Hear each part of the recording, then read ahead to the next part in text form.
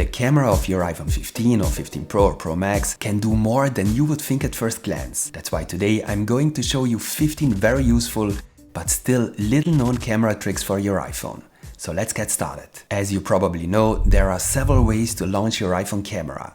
For example, by pressing the camera icon on the lock screen, by swiping to the left on the lock screen, or of course by pressing the camera icon on the home screen. What is often forgotten is that you can also control your iPhone camera with Siri and even without touching the iPhone. Siri, open camera. As you can see, Siri now opens the camera app. Siri also knows other camera commands like take a photo, take a video or take a time lapse. As you can see, Siri opens the camera app in all these cases. But unlike you would expect, it only opens the app and your iPhone will not take a photo or a video this way. But that's exactly what could be interesting. You might want to mount your iPhone on a tripod and take a selfie from a distance using Siri. To get Siri to take a photo directly, we need another trick. You open the Shortcuts app. It should already be pre-installed on your iPhone. Here at the bottom right, you open the gallery. Here you search for the shortcut Say Cheese. You just add it. And now you can take a photo with Siri.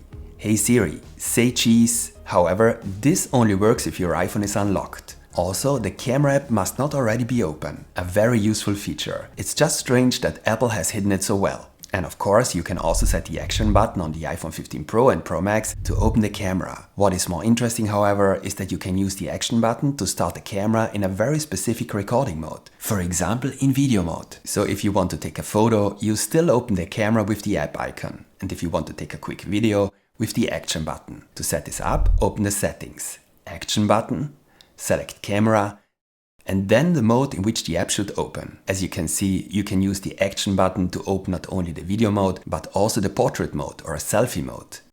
The familiar shutter button also has a number of interesting hidden features. If you tap it once, you will of course take a photo, but if you tap and hold it, you take a video. The video recording stops as soon as you lift your finger. This is called Quick Take. If you want to zoom in while recording, you just swipe your finger up. If you want to zoom out, you swipe down. Interestingly, this zoom feature is not available during normal video recording. If you want to shoot a longer video, simply drag the button to the right onto the lock. Now you can also take single photos via the button on the right during the video recording. If you drag the shutter button to the left, your iPhone starts shooting a burst. In this case, 10 photos per second are taken in succession. And that brings me to my next trick, the burst mode and how to create GIFs with it. With the burst mode, you will never miss the right moment again. For this, as I said, just drag the shutter button to the left. This mode is especially good for fast action scenes where timing is important. When you tap on your photos after shooting, you can select the respective burst shots and pick out the best photos via select. And the cool thing is, you can also create a GIF out of a burst. Again, this is done with the help of a shortcut. So you open the Shortcuts gallery again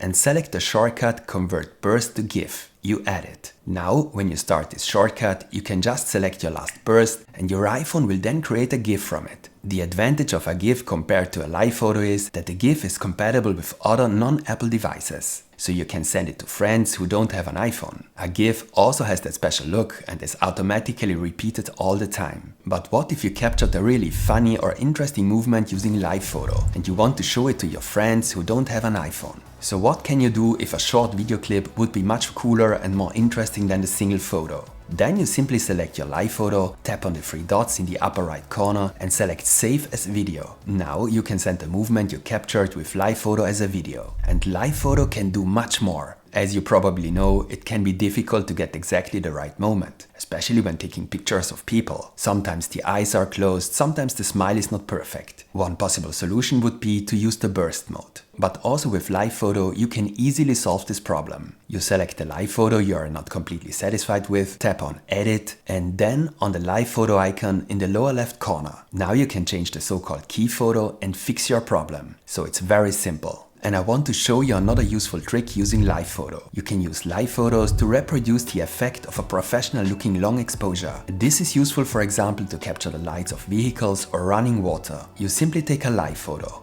You then select your photo and tap on the live icon in the upper left corner. Now you can add an effect to your live photo. Here you choose long exposure and you have your long exposure. To get the best result, I recommend to hold your iPhone as steady as possible. Earlier we talked about sending photos or videos to your friends. There's a cool drag and drop feature that might help you do that. You select a photo in the Photos app, hold your finger on it and drag it, for example, a bit downwards. Now you can select more photos with your other hand. You always keep your finger on the photo. Now you simply switch the app and can easily insert the photos into a message. This also works with the Notes app or other apps. Similarly, you can even cut out objects or subjects from photos and transfer them to other apps. To do this, open a photo and tap and hold on a clearly delineated subject. Your iPhone will automatically cut it out and you can drag it to another app similar to before. And you can also create a sticker from the cut out subject. To do this, simply select Add Sticker. But for the coolest sticker effect, you need a live photo again. If you have a live photo with a cool movement, select a subject and create a sticker. And you have a new funny animated sticker that you can use in a Messages app, for example.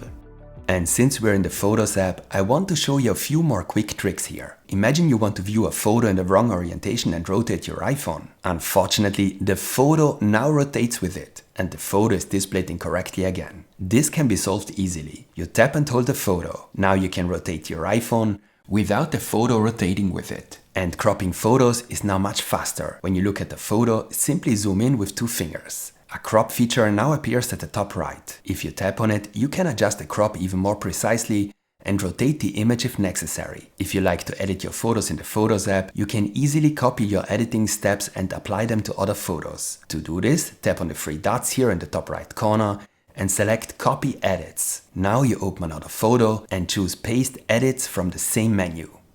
The portrait mode is one of my favorite iPhone camera features. Unfortunately, it doesn't always work perfectly. The edges may show artifacts or the effect may look unnatural. You can easily fix this problem if you still want to use the photo. You select the photo and choose Edit. Using the f-stop here, you can now adjust the blurred background. The higher the value, the lower the effect, and vice versa. If you tap on Portrait, you can deactivate the effect completely and have a normal photo. In cinematic video mode, it works exactly the same, and it also works the other way around. If you have taken a photo in normal photo mode, and you want to apply the portrait effect to it, open the portrait menu at the top left of the photo and activate the portrait effect. Now you can adjust the effect again using the f-stop. You can also do this with a live photo. Simply tap on the live icon in the top left hand corner and activate the portrait effect. However, this only works if your iPhone has recognized a face or a person when taking the photo. My next trick is quickly explained. If you use the video mode more often than the photo mode like I do, you can also set the camera app to always start in the last used mode, for example the video mode. You do this in the settings of the camera app via preserved settings and camera mode. Now the camera will always start in the mode that was last active, for example in video mode. You can also use creative controls to activate the last used filter when you restart the app. And in this context, I would like to show you something else. The main camera of the iPhone 15 Pro and 15 Pro Max, that is the camera with a zoom factor of 1, has a focal length of 24mm, which is relatively wide for a standard lens. If you tap on the one once, the focal length changes to 28mm, and if you tap on it twice,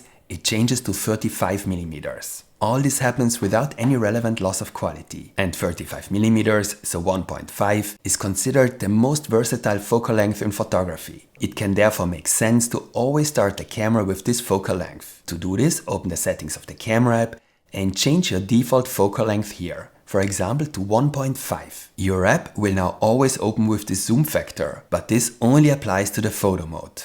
If you often shoot videos with your iPhone and also transfer them to your computer and edit them there, you might have noticed that the videos of your iPhone often show compression artifacts. These are muddy areas in the image that tend to appear especially when the image has a lot of small details in the same color. For example, many small branches or blades of grass. These so-called compression artifacts occur because the iPhone wants to keep the size of the video file as small as possible and therefore compresses it heavily. Now, if you use AirDrop to transfer your video to your computer and you have an older Mac or a Windows PC, the file will be compressed much more and even more artifacts will appear. The video now looks terrible. The same thing can happen if you import the file into the Photos app and then export it normally. So if you want to get the best video quality even though you have an older computer, here's what you should do. Import the videos via cable into the Photos app and then export them as unedited original. Or if you do not want to do without AirDrop, then go into the settings of the Photos app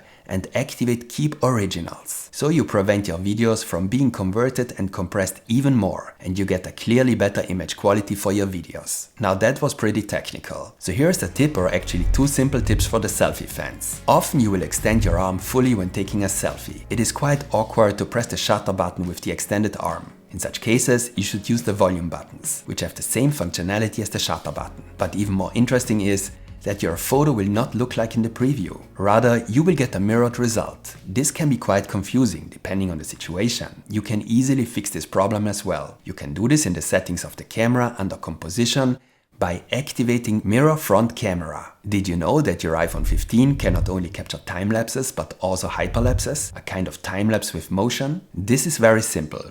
You open the time-lapse mode and start a recording. Now you should hold your iPhone as stable as possible, always at the same height, and move towards or around an object, preferably in straight lines or at least uniformly. You stop the recording and your iPhone stabilizes it automatically. And there you have your hyperlapse. And my next trick is also one of the most useful. You just have to remember that your iPhone can do it. The lookup feature. Lookup has been significantly improved in iOS 17. If you have a photo of an animal, a plant or even food, you can either tap and lift or use the eye icon at the bottom center to look up what kind of animal or plant it is. And even more interesting, if you see a good dish in a restaurant, take a photo. And your iPhone will even suggest recipes for that dish. This also works with videos. Just pause the playback of your video. Try it out, it works surprisingly well. And that's it with my 15 camera tricks. If you want to learn more about the standard settings of your camera app, I recommend my detailed tutorials on the photo and video settings. You can find links to these tutorials in the video description. And if you found this video helpful or interesting, give me a like as feedback. There will be more tips and tutorials for the iPhone 15 and 15 Pro. So stay tuned and see you next time.